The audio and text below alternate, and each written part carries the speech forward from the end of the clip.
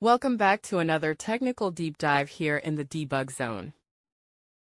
Today, we're tackling a big question and breaking it down with insights from other users. Hopefully, this clears up some misconceptions and helps you get the answer you need. So buckle up, stay a little curious, and let's jump right in.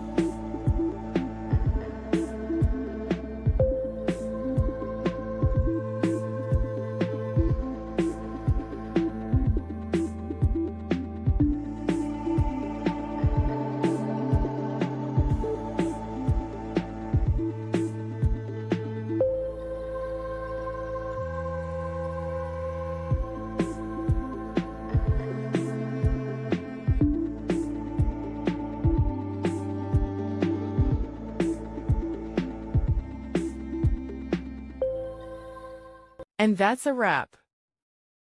I hope you found the answer you were looking for.